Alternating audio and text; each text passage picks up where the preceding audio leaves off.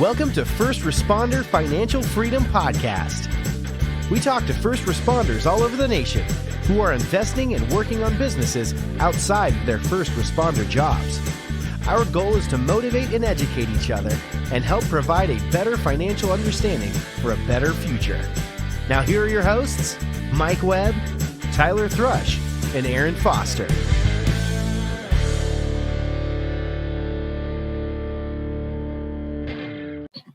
Hey guys, we are back. The normal three. I've been missing the last three of them. Sorry, I got really sick. And we've got Chris Bauchle back on. Chris is a firefighter out west. He runs Firefighter Financial Advisor. He's hopped on for DCFD a couple times, helped me out with educational program for them. And we're going to have him back on today because we want to talk about some 457 stuff and some changes in 2024. So Chris, thanks for hopping back on. Give me the broad overview, who you are, what you do, and why you're doing it. Yeah, so it's Chris Bauchle. I'm actually a fireman in Indianapolis. My background is in finance, though. So I'm a CFP, which stands for Certified Financial Planner. Got a master's degree in finance, and basically I'm highly specialized in retirement planning for cops and firemen. That's a very easy one. So, yes, everything is west of DC. Thanks, Tyler. Even you were west of DC right now. I couldn't remember what department it was. I didn't want to say the wrong one, to be honest with you. Yeah, it's the Midwest, you know. Yeah, whatever. For me, everything's Midwest between here and California. Yeah. All right. So how long have you been doing we're going to just go over quick stuff that you did before. How long have you been in the financial planning? How long have you been in the fire department? Yep. So I've got 10 years on IFD, 10 years Air Force firefighter before that. And then it's really since I've been on the Indianapolis Fire Department. It was probably 7 years ago that I went back to school, did the master's degree. And it was one of those things where pretty quickly I realized how underserved we are when it comes to like real financial planning. You know, there are tons of people that will like sell a cop, a fireman, a financial product, but there are so many like unique planning points for us that I feel like we're just totally underserved. And so that's kind of what led to me, you know, realizing that this is something I could pursue professionally and be the guy that's specialized in all the things that we've got access to, from the 457 to the drop to the HELPS Act, a lot of the stuff that we're going to talk about here today. Sweet. So I don't know if you guys have the same issue, but in the fire department, we have guys come into the firehouse and say, oh, you know, we're supported by the union. They back us. You know, this is our information. If you have, you know, any needs, this is who we are. And it's like, well, are you actually backed by the IFF, or are you just some dickhead that's showing up in the firehouse to try to sell your product? And I see a lot of this over the course of the 20 years I've been in DC, is that random people will show up and say that they're backed by whoever, by the city, by the union, by whoever, and they're actually not. They're just showing up to hawk their product because they think that it's an easy demographic to kind of get your foot in the door, and they're going to buy their product. We had one guy, just a quick backstory. We had one guy, he bought a big chunk of money for his which one was it? It was a life insurance policy, but I can't remember which one it was. But when we asked him, like, why'd you buy such a large life insurance policy? He said, oh, you know, just in case I need it someday. I was like, we don't have kids. You're not married. You know, you don't have any assets. Like, who's the money for? Like, you're paying a lot of money every single month. This is like a lack of education that we have in the fire department. To your point, Chris, is that this is something we just don't talk about because it's not really the realm that we play around in. So it's nice to have guys on that we can talk about this. Mike and Tyler and Chris, do you guys have guys who show up at the firehouse and like do that as well? Not really. No? We do for sure, yeah. The only thing I can ever recall is like Aflac stopping by, and there's resources like that available that seem like they're endorsed. But as far as like doing a site visit, they don't really just show up at the firehouse. How about you guys, Chris? Yeah. What I found is really common is people will have their like 457 custodian stop by. So that might be like Nationwide or One America. And guys will sit down with them thinking, you know, that they're going to be able to get financial advice when they're not, you know, legally licensed to give comprehensive financial advice. You know, they can look at your 457 and tell you if you're aggressive or moderate or how much you've got in there, but they can't give you advice on what to do with it other than, maybe put your money in like a pro account or whatever their managed account is. Tell me what the difference between a fiduciary and not is. Yep. So a fiduciary is legally obligated to act in your best interest. And it's one of those things where that's an important question to ask, but most people can justify how they're acting as a fiduciary. And so there's kind of layers to that question. I don't know how in the weeds we want to get with it, but essentially there's kind of two main veins in finance. There are registered investment advisors that are held to the fiduciary standard. And then there are broker dealers who are subject to a suitability standard, which is a lesser standard. It says, is this product or fund suitable for this person? And if so, they can sell it to them, where a fiduciary standard is, you're legally obligated to do what is 100% the most optimal thing for that client.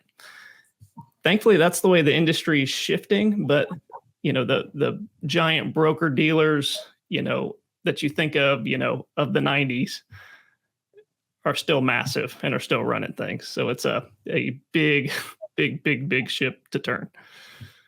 Awesome. So if you guys sit down in the firehouse and talk about this with somebody shows up, if they have a fiduciary responsibility, the quick and dirty is that they are supposed to do what's in your best interest. If they don't have a fiduciary responsibility, they're probably just a used car salesman trying to sell you a junker with 300,000 miles for top dollar money. So don't go out there and just buy stuff without doing your due diligence or talking to somebody like Chris, who is a financial advisor. So thanks, Chris. I appreciate it. Yeah. Well, and I'll tell you too, like a dirty little secret of the finance industry, if you're ready for this.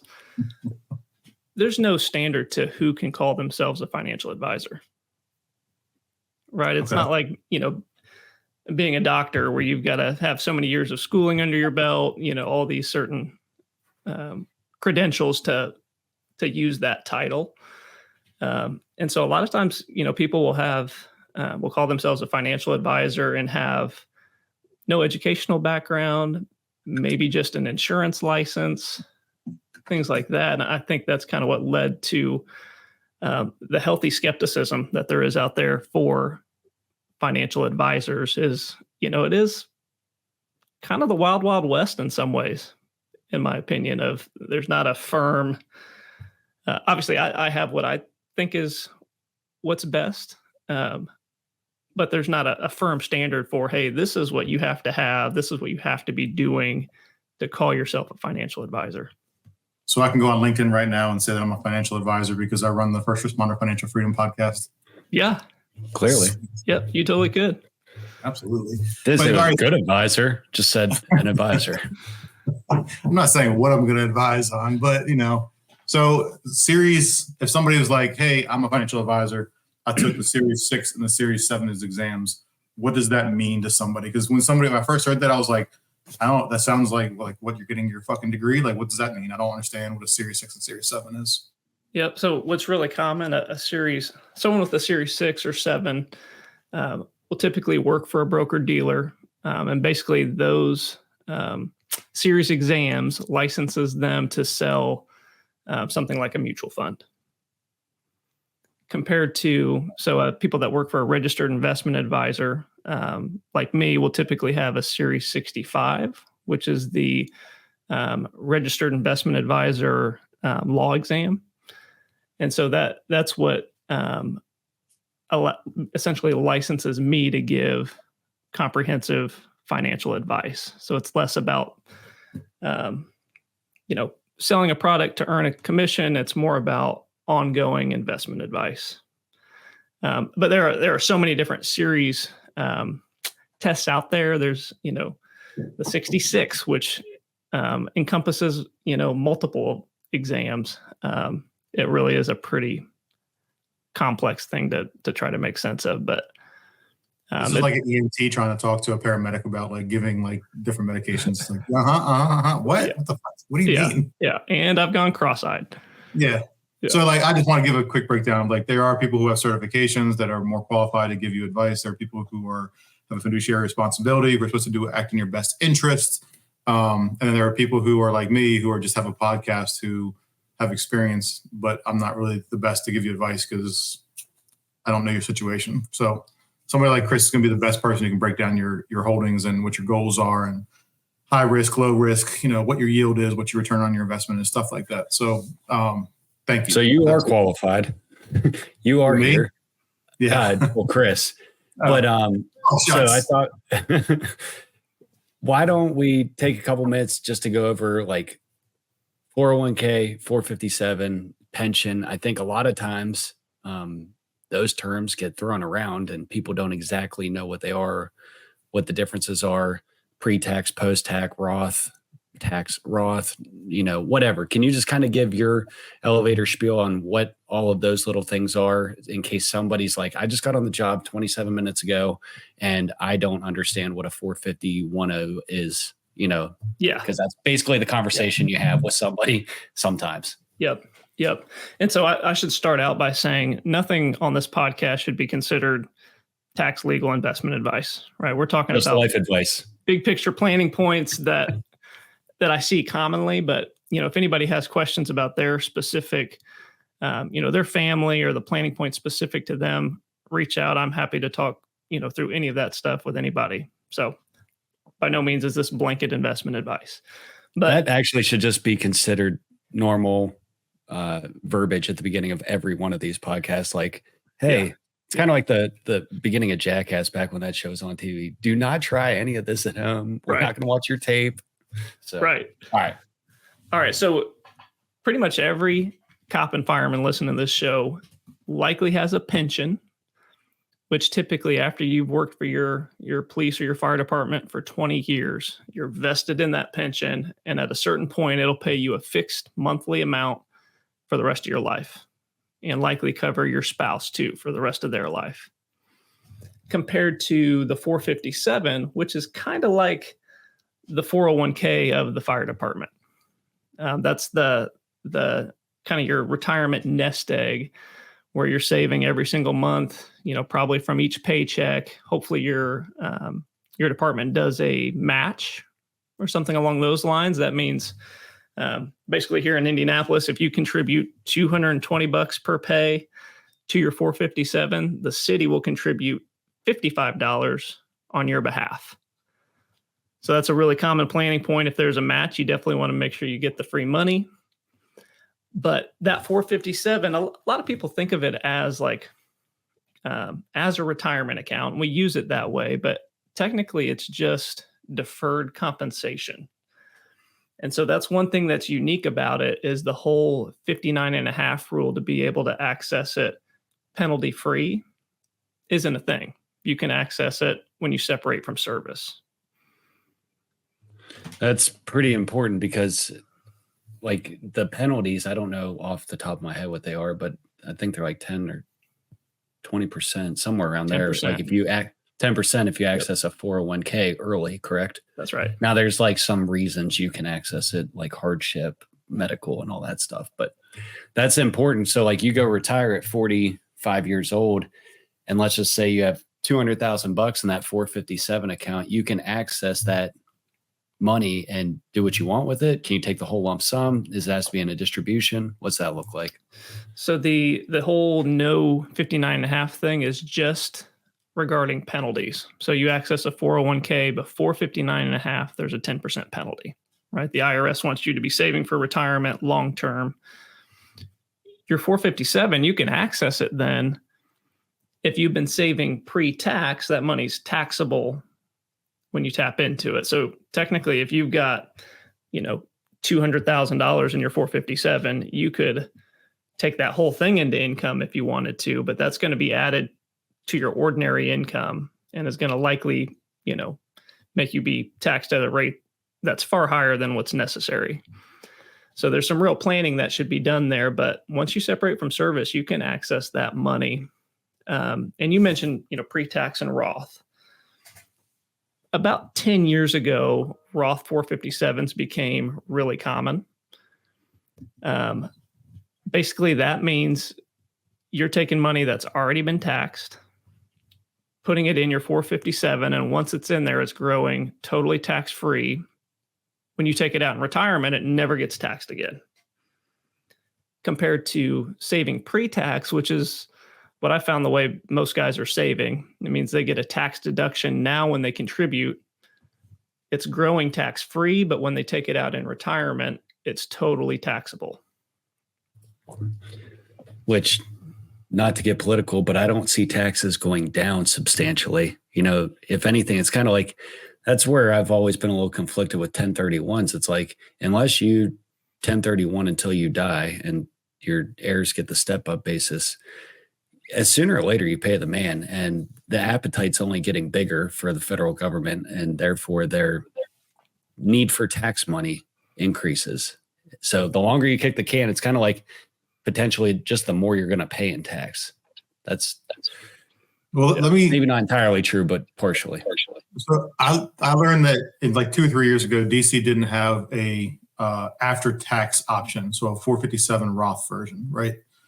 So most guys that only put money into the 457 pre-tax because it's the only option that they had. And I don't think a lot of guys know the difference or what the benefits are. So me, I changed what I'm putting my money into for a 457.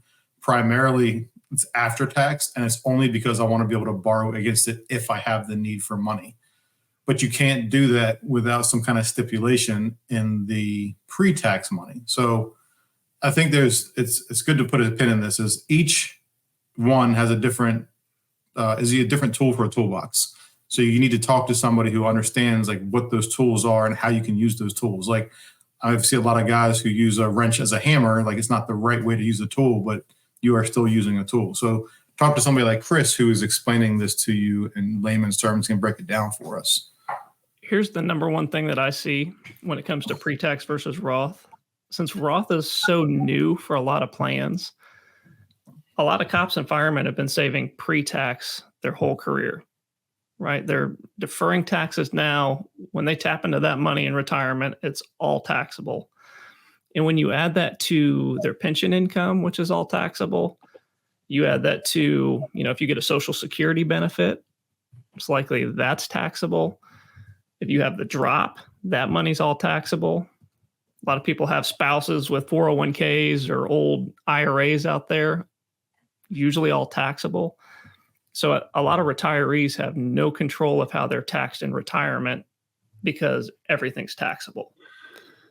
And so there's some real planning that should be done to build out, other levers that you can pull in retirement instead of this one big taxable lever, because you can get murdered in taxes if you're not careful. I don't understand drop, like why. I mean, I understand the reason, but I don't understand why anybody would really do it. Like, why is that? Because you're going to work those 3 years, and let's just say your base salary is $150. Like you're getting that money, but I feel like your time would be worth more. Just like end your time and go out and do something where you can make more than that without having the commitment or the basically tentacles of the department still holding on to you. But I guess that's not really a tax thing. It's more like an opportunity cost thing. Man, from my experience, like that, the drop saves a lot of guys, for one. Essentially with the drop, that stands for Deferred Retirement Option Plan. Basically, you lock in your pension amount early. In exchange for that, you get a lump sum at retirement. That's all, pre-tax qualified, retirement money. What's valuable about that is that is flexibility in retirement, right? It's nice to have the higher monthly pension, but at the end of the day, that's still a very fixed income, where throughout your retirement, there are plenty of things, hopefully good things, that come up where you need to access that lump sum for trips, spoiling grandkids, stuff like that. But if things go sideways in life and you need to replace your furnace and your transmission in the same month, or you have a kid that becomes financially dependent on you, or you need a nursing home, any of those things require access to a lump sum. And that's what the drop provides most people. So, and just to be clear, it's not like you're banking your entire salary that you're going to get a lump sum. It's just your contributions of what you were making and the match to the pension, correct? So the drop lump sum is, and I'll use a specific example here in Indy. You lock in your pension, say 3 years early. That drop amount is 3 times your pension amount as a lump sum in exchange for, locking in those 3 years early. So it's different all around the country, but it might be a $200,000 lump sum that you get for taking a slightly reduced pension benefit.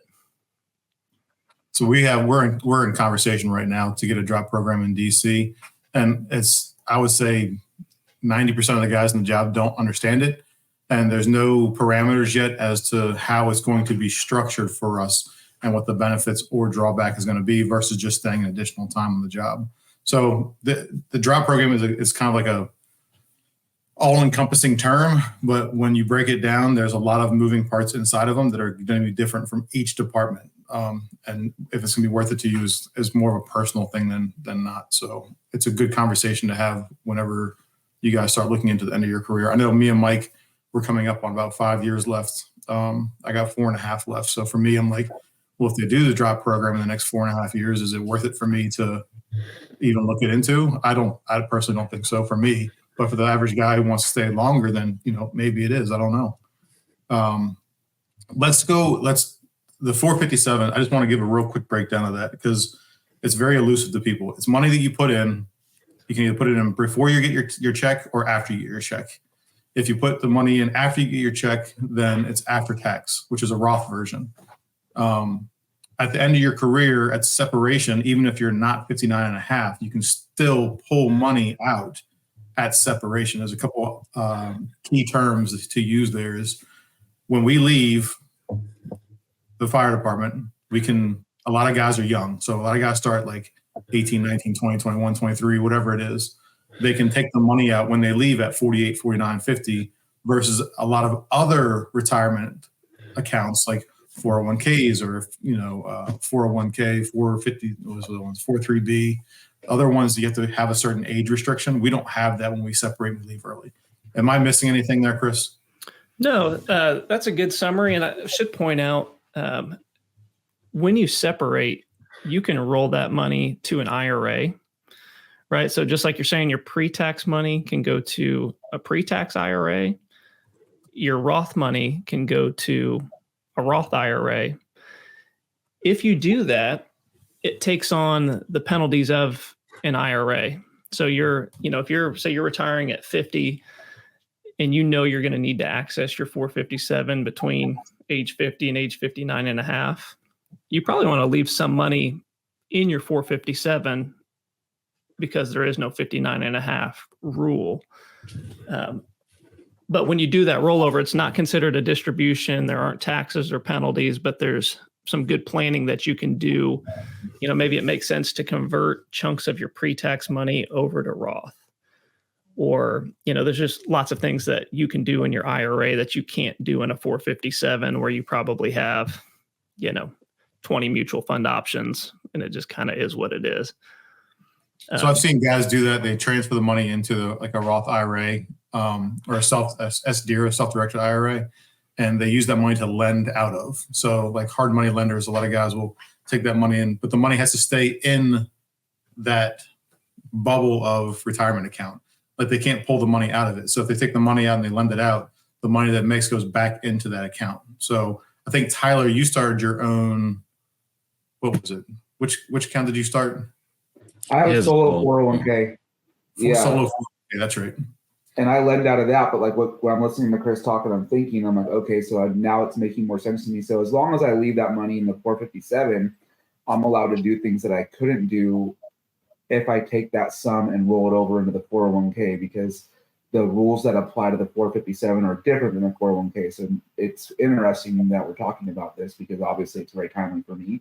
And I'm thinking, well, do I want to take that money and go over to my 401k so I can lend more, or do I want to leave it in there should any life events happen? Because I'm only 44 and I got young kids. I have a wife. It would be a bigger penalty for me to take it out of the 401k than if I leave it in the 457 as it currently sits. Is that correct? That's right.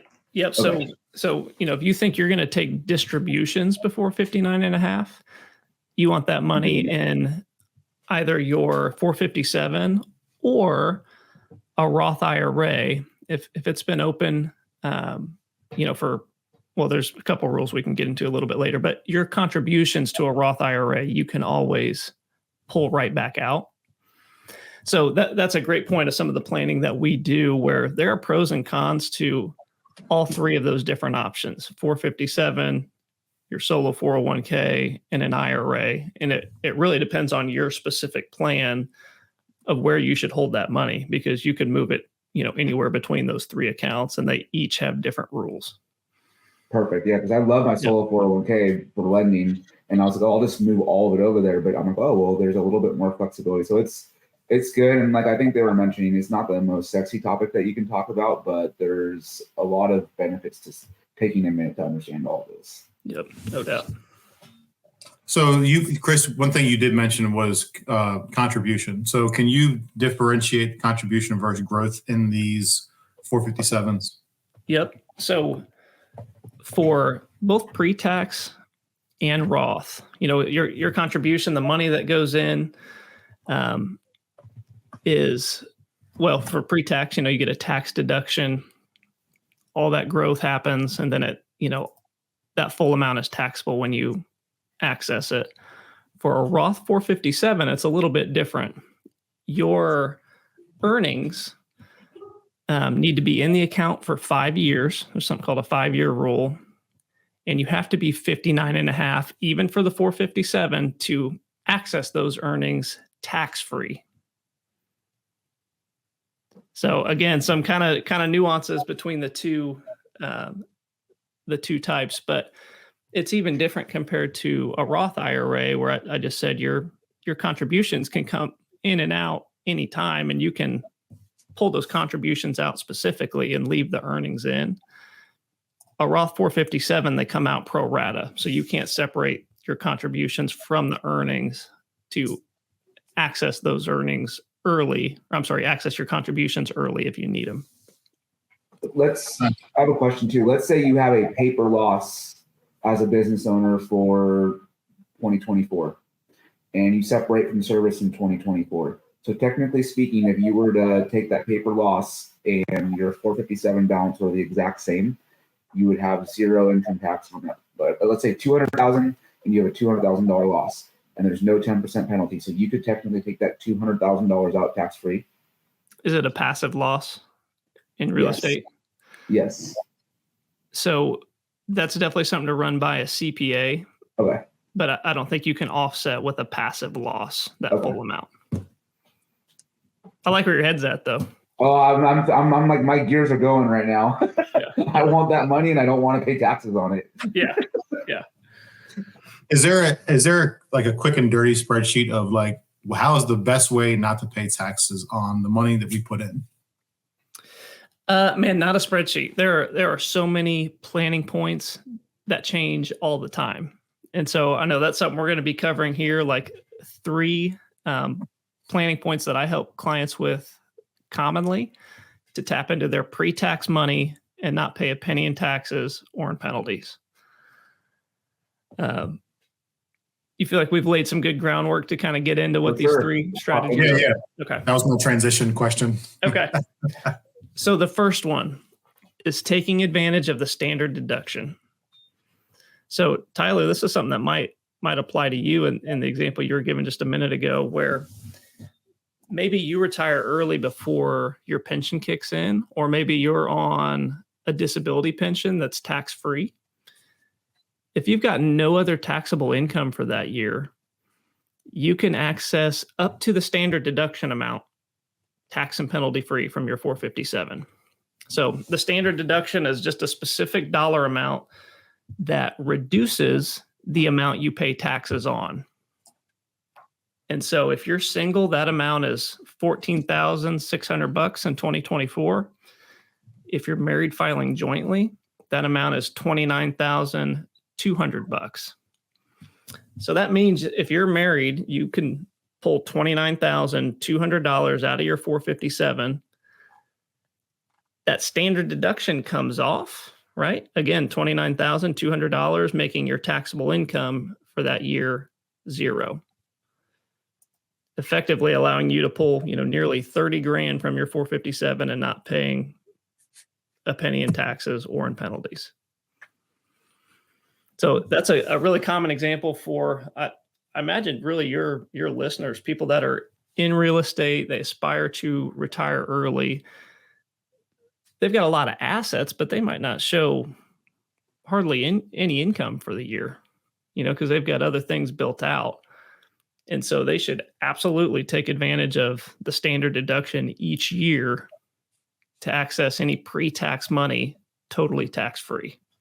So what if they have another job, like a construction company or a mortgage company or whatever it might be, lawn care, whatever it is? How does that play into it? Yep. So that would be taxable income, right? So that would likely fill up that standard deduction, where they couldn't pull from their retirement account and utilize it. You've got to, be separated with no taxable income for that year. All right. That's helpful. All right. So what questions am I not asking? What questions should I be asking you? Specific to the standard deduction? Anything, like whatever direction you want to go with this. Like, I don't know what I don't know. I'm a rookie with this stuff. Like what questions should I ask you? Yeah. These three strategies that we're talking through are retirement strategies, right? So somebody that's brand new, that's in the accumulation phase, like there's tons of information out there, hopefully on getting the match, on saving in a Roth IRA, all the stuff that you guys talk about in real estate and with small businesses. Like that's the focus as a rookie, accumulating and living below your means, right? Having a savings rate, hopefully a 20% savings rate built in where, if you earn $100,000 a year, you save 20 of it each year and you live off of 80. That is the most powerful thing for somebody that's just coming on the job. Some of this stuff is on the decumulation side, which is where the real planning comes in to me. Because you're at the top of the mountain, right? Where hopefully your financial capital is at an all-time high. Your human capital, your ability to work and earn income is starting to decline. And there's all these downward pressures on your net worth, right? We're talking about taxes right now, but inflation, market risk, planned life events, unplanned life events. There are all these planning points that can cause you to run out of money faster than you ever expected. And it is not uncommon by any means. So yeah, for that rookie, the focus is on accumulation. For anybody that's getting close to retirement, these strategies are some of the real planning opportunities that you've got access to that other people don't. And for God's sakes, do not build your lifestyle based on overtime income. Right. Rookie, listen to that one more time. Yeah. Yeah. Or that $90,000 truck, that you bought as soon as you got off probation. Yeah. Yes. One of the things that I've seen a lot of police, fire, military, first responder realm is, and real estate investors is once they get to a certain dollar amount, they want to go out and buy something. Like it could be a truck, a car, a boat, a new house, whatever it might be. So like for real estate investors, they're some of the most broke people I know because as soon as they get to a certain dollar amount in savings, they go out and buy another house or another house. And firefighters the same way. I get to the savings of a certain dollar amount. I get a new truck, new van, new whatever. What, Mike? Nothing. I was just saying that the other day. I was like, damn, what happened to my account? And then I'm like, oh yeah, we bought that house and I paid cash, bought that. Like, exactly. So it's like, it's one of them things. Like, I don't agree with a lot of Grant Cardone's stuff. I shouldn't say that, like just the flavor of it. But he did say something once that made me chuckle. It's like, man, I buy real estate. It's like twice a year. I go completely broke because I go buy real estate. All my money's tied up in real estate. So yeah, I just chuckle at that sometimes. But it kind of goes back to like what we're talking about is that, you know, you have to have a budget. If you don't have a budget, don't know where your money is going. If you're buying depreciating assets, then your money is not going to last long term. It's going to start dying off slowly. So I don't know, man. I just think that budget is a term that's not really taught in schools or as adults or in our remove first responder from the word. People should be taught finance and budget, like in elementary school. Start there and work your way up. You know, it's one thing. Like I remember my first year doing real estate. I didn't even know I was supposed to 1099 somebody. Like I had no clue. I'm just out there friggin' trying to make things happen. But like there is literally no, and at least in my experience, planning or preparation for anybody within the traditional school system to start their own business. You are trained like a little rat to become an employee.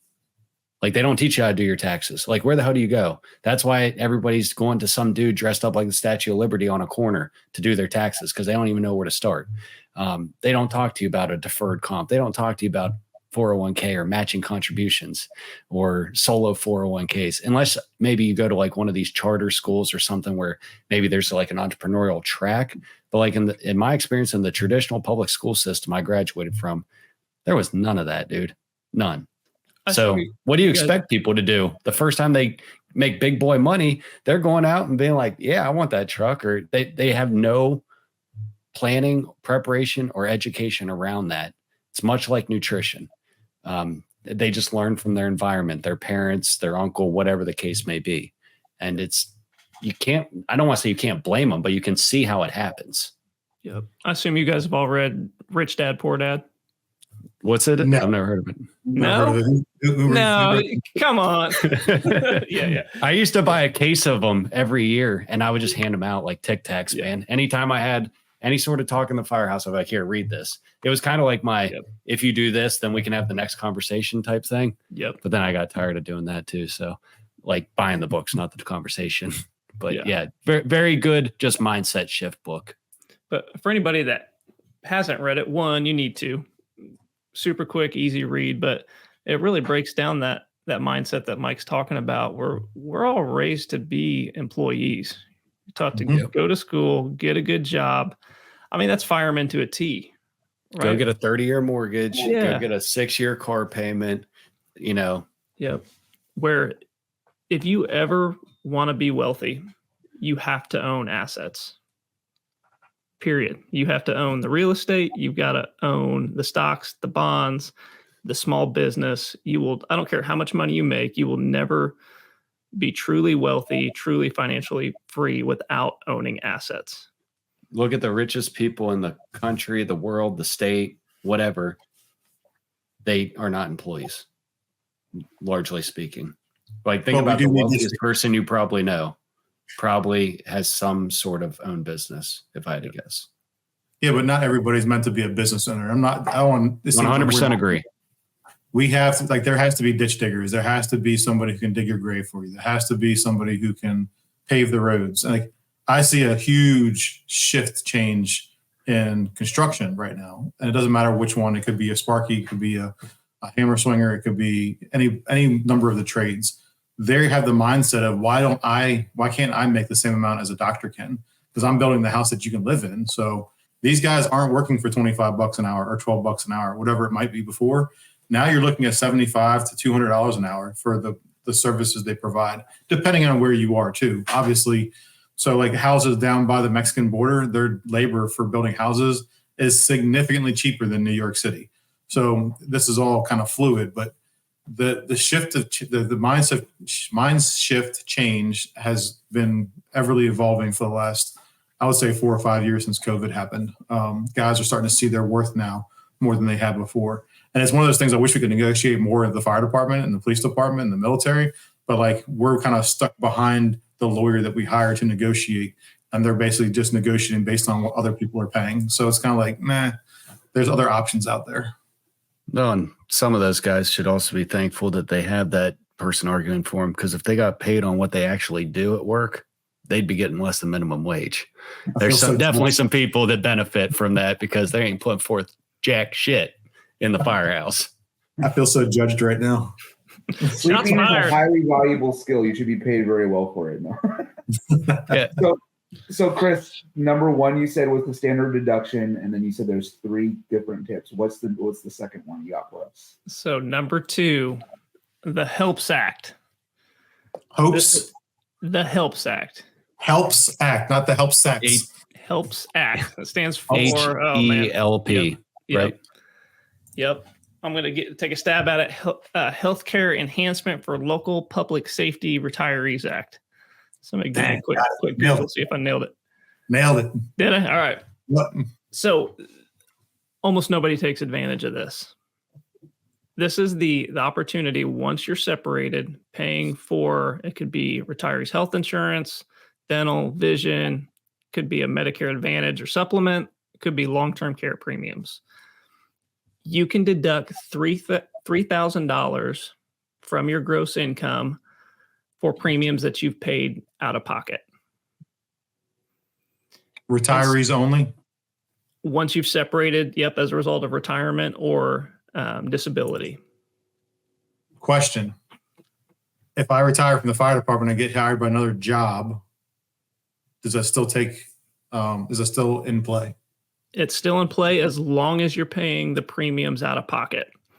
So if you've got health insurance through that new job, you're probably paying health insurance with pre-tax dollars. That doesn't count. The IRS doesn't like anybody double dipping tax advantages.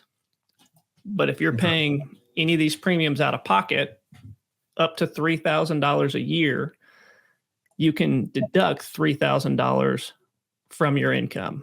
That could be from a 457 distribution. That could be just from your pension income. And what changed here recently, thanks to Secure 2.0, is for a long time, you had to send that money directly from your pension or directly from your 457 to the insurance company. And I don't know if you guys' payrolls are like ours, but there's a 100% chance of that getting messed up. And so most people wouldn't do it. Recently, it changed where there's no more direct payment requirement. As long as you paid that $3,000 out of pocket for premiums, your CPA or your tax preparer can give you that deduction when they file your return. But most don't know about it, right? And it doesn't show up on your 1099 that you'll get in retirement. It truly is up to the tax preparer to know about it.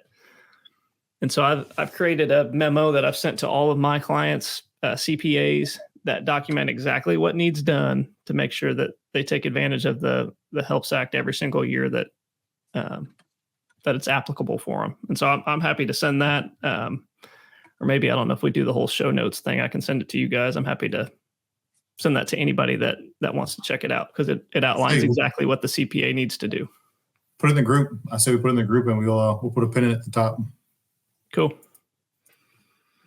Awesome. Yep. Okay. HELPS Act. Helps act. And then number 3 is? Number 3 is just taking advantage of a Roth 457 if you have it. Aaron, I think you mentioned that post-tax money. Yep. I think you mentioned that, you've gotten one kind of recently, but most people don't know it.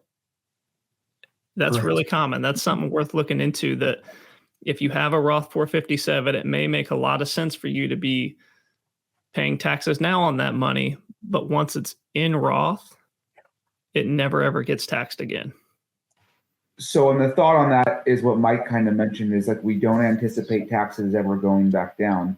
So if you're already getting taxed on the money and now you're letting it grow tax-free, conceivably you're going to get more out than if you were to add more to it for compensation. That's Correct? right. So if your tax bracket is the exact same in retirement that it is now, the math comes out identical of what you'll pay in taxes, whether you're pre-tax or Roth. If there's any arbitrage there, like most people would agree with you, Tyler, that, thanks to COVID spending, student loan forgiveness, the national deficit, that there's not a conceivable way for taxes to be lower in the future than they are right now. that's speculative. That could go either way. What we do know is right now we still have the Tax Cuts and Jobs Act.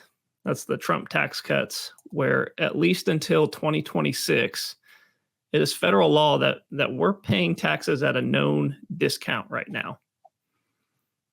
Unless something changes, we know in 2026 they're going back up. President Biden has said that tax rates are going up if he's reelected. Not just going back to the normal amount, like the discount expires, it's going back to that plus some, right? Yeah, there's been some tax law, proposed. We don't have an income problem. We have a spending problem, but that's a whole nother topic. 100%. But that's so like, I was just looking at the numbers because I couldn't remember what it was. It's like a $7 trillion tax increase across the U.S. And now obviously it's going to be broken out different ways for different people and different tax brackets and blah, blah, blah. Like we don't just spend taxes on one thing. They could be federal tax, it could be state tax, it could be property tax, it could be income tax. Like there's a whole bunch of different taxes out there in the world that we're going to be paying, but the taxes are going to go up. So not only are you putting money into something right now to hedge against the inflation, you're also trying to beat inflation. So it's hard to beat a 10% increase a year. These little items will help you keep up with that tax inflation or the inflation alone. And that's like, a lot of people don't understand, like they don't understand how inflation works. So just the quick and dirty of it is, say it went up 10% last year. My dollar has lost 10 cents, or my $100 has lost $10 of buying power, or my $1,000 has lost $100 of buying power. So if you have money in a savings account, we'll just say Bank of America. Let's look it up quick. Bank of America savings rate. I think it's less than like 0.5%. I think it was like 0.03 or 0.3. It was less than 0.5% last time I looked. So if I have money in there at an APR of 0.3% or 0.5%, and the interest inflation is 10%, I'm losing 9.5% a year still having money in a savings account. So you need to have your money either saving on taxes or making money to catch up to or beat inflation. And that's what a lot of our guys don't do. They just put the money in a savings account and work harder. Put the money in a savings account, work harder. And one of the things I posted in the private notes was that there are different types of pensions. There are self-funded pensions like we are in DC. There's state-funded pensions, which is a couple other places like Detroit. When they went broke or filed bankruptcy, they could stop paying those pensions. They ended up winning a lawsuit in the back end, but like you got to know where your money is going and who's controlling it right now. And do you have enough money in there to keep making money? And is it beating inflation? Is it getting beat down? Are they overpaying for stuff somewhere else? So these are all very important topics when you talk to somebody like Chris about like, where's my money going? Is it making money? Is it sitting stagnant? Am I losing value of the dollar or what? And sometimes you don't know what questions to ask. So listen to the First Responder Financial Podcast to get ideas of what to ask, or talk to somebody like Chris or Mike or Tyler or even me about like what questions should I ask, because I just don't know. Yeah. And Aaron, that's a really common one. There are tons of people that come to me. They've got money that's built up in savings and they've got no idea what to do with it. And there's not a canned answer, right? We've got to go through our financial planning process to see everything they've got going on to find the next best place for it. But to your point about inflation, a lot of people are familiar with the rule of 72. You guys know about that? Yeah. Yes. Essentially, it says if you take 72 divided by a rate of return, tells you how long it takes for your money to double. So the simple math is 72 divided by 7. A 7% rate of return gives you, or it takes 10 years for your money to double. The same thing is true with inflation. So if you got money sitting in savings, earning maybe 1%, if you're lucky, at 7% inflation, after 10 years, your money is going to be worth half of what it is right now. Which is scary. Oh my gosh. Yeah. Well, because you can't accumulate fast enough to make up that difference. And that's what it's unreal. Cool. So I'm looking at I looked up Bank of America. If you have less than $2,500 in the account, the standard APY is 0.01%. So not even 1%. The gold tier over 2,500 is 0.02. Platinum is 0.03. and platinum honors tier is 0.04. And that's if you have like, $100,000 or $250,000 in the account, you're going to make 0.04%. And at that point, like, you should know better than to put that kind of money in there because you're going to get a better return somewhere else. Even high yield savings right now is in that 4.5 to 5.5%, I think. So you're still losing money, but you're losing less money because you're in money like that. Well, and Mike was just joking around right there, but he's right. Like there's things you can do to where you can earn. You're essentially going to do what the bank does. The bank takes our money, lends it out, and they make money on the arbitrage. There's other things, there's investments, all those things. It just, I think a lot of it goes with the same mindset of being an employee, right? You're taught how to be an employee. You're taught how to put money in the bank to save for a rainy day. You're saving for a rainy day so that bank can go out and make a ton of money with your money. I mean, it just is what it is. I mean, it's like common. Function. It's kind of like common sense to us. I don't want to say common sense, but like when you're dealing with this kind of stuff, you kind of like see it.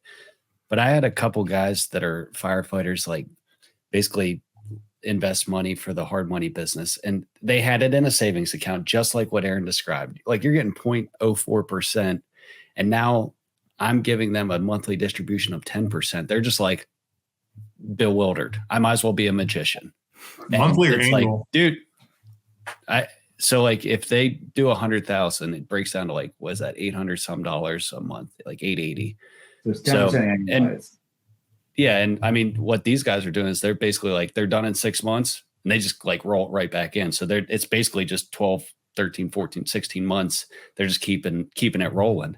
And it's like, where else are you getting that? Like protected by an asset? Like the banks are pretty safe. Like in my lifetime, I've never really seen a big banking crisis, but like you saw Silicon Valley, you see these banks like where they get a run and next thing you know, your money's gone. And it's like, so I was just joking about not having any money in your account. And then it's like, well, at least if you have it in assets that are hedging against inflation, they're not going down in value typically, like just sitting in a savings account. But it's easy, like when you have 4 real estate guys, it's like, yeah, we all believe in real estate, but there's some people that just don't, back to the education thing, like just never understood that, it's like, damn. Yeah. So I opened up so I'm through Mission Square is who I have mine, and it's Vanguard. So everybody has different ones. There's a couple primary ones, but mine's Vanguard. And I'm looking at my contributions. I'm 60% Roth contributions and 40% pre-tax contributions. And I can kind of see where I changed from pre-tax to Roth when they made it available to us. But everybody should have access to an account, especially online, where it shows you how much you have in there, what your balance is, what your vested is, what your growth versus your contributions, because you can borrow against your contributions in pre-tax or a post-tax Roth version, but you can't borrow against the pre-tax version. And Aaron, that'll be specific to your 457 plan. Right, so right. That, it could be the opposite based on the terms of your 457. But yeah, to your point, there are generally, multiple options out there. So like if you don't have a Roth 457 option right now, it's likely, and it's probably what happened with your 457, Aaron, that it was an option that just wasn't turned on. People hadn't asked the question. And so they probably do quarterly reviews. They've got a fiduciary duty to you. They probably have an advisor that reviews and makes recommendations on funds. That's usually probably a couple times a year you'll see funds change in your 457. That's likely what's happened. And so if there's enough people that ask, and say, hey, we want to have a Roth option in our 457, it's probably there. It just needs somebody to, push it over the finish line. So the one thing I also want, you're right. So I also want to put my caveat to that is the only time I ever look at my 457 is after I talk to you, because I'm like, I wonder what it's doing. Like I don't pay attention to it. Like I very rarely open it up. And now I'm looking like over my average annual return is 5.81%. Can I make more of a return on my money somewhere else? Probably. If I'm putting that money into something that's going to make money, like say Mike's hard money investing, like, 10% return annualized is going to beat that 5.81%. So just know where your money is going and how much which return on your investment looks like, your ROI. Yeah. And Aaron, it sounds like you probably have a pretty conservative allocation. The market's been really pretty good. So that all comes back to your specific plan. Maybe you're really conservative with it because you may tap into it via a loan for a real estate deal. I try to know. Good. Mike, what were you going to say? I just don't like to take a lot of risks. I like to have educated guesses to minimize my potential risk, because I know where I'm going to make money somewhere else versus my 457. I have one because it's just, to me, spare money that I can take out at the end of my career, but I know I can take that same amount of money somewhere else. I can go buy woodworking or lasers or something, completely different where I'll get a better ROI. Put it all on Bitcoin. But so I know we're almost out of time, Chris. That there's no way we can comprehensively cover everything that somebody would need to know. And let's face it, most of us in this profession in general, just people take the stick your head in the sand approach about this and just figure it out eventually. If somebody wanted to get more information, employer services, say, hey, this is what my department does. This is what my state is. This is my position. How would they do that? Do you offer that? And what's the best way to get in touch with you to discuss this stuff further on a more individualized basis? Yeah. So it all starts with a get to know you phone call. So my website's firefighterfinancialadvisor.com. On the contact page, you can schedule a phone call, and basically we'll just talk through some big picture stuff, what you got going on, and see if it makes sense to work together. And I found a lot of people have no idea what to expect when they call or when we sit down together. So I'd like to cover that real quick if we've got a couple minutes to do that. So everybody that I meet with has multiple advisors in their life, right? Most people have a tax preparer, a CPA, maybe an attorney or two, probably a property casualty insurance agent. We all have employee benefits, right? And open enrollment, all that kind of stuff. And then, of course, we all have the firehouse kitchen table, where I've seen plenty of outstanding advice leave the firehouse kitchen table. I think we've solved world hunger and cancer numerous times, but I've also seen less than prudent advice leave the firehouse kitchen table. The way I picture my role is essentially sitting in the middle with the client to help them stress test all the different opinions they're getting and make decisions based on facts and not opinions. And there's multiple ways to do that. If someone wants to hire me, there's 3 ways. One is doing a one-time plan, where we sit down together and look at literally everything you have going on, from assets to debts to insurance, with the goal of optimizing everything that can be optimized. And then essentially it's on, that client to take and implement that plan and then follow up if they've got questions or changes to it. Another is ongoing planning. So that's where we're working with clients year to year. That's definitely most common for our retirees, where we're doing this kind of tax planning. We're managing their investment accounts at Charles Schwab. And then, meeting once a year to see if any adjustments need to be made.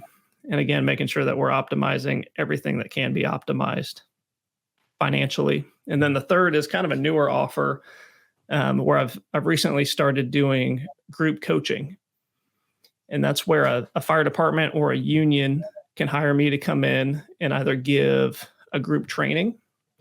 So it might be to a recruit class or to an entire shift, specific to their fire department's benefits, kind of like we did for DC, Aaron, where I combed through your open enrollment and put together a presentation of everything firefighters should be thinking about. And then I've also done it where it's one-on-one consulting.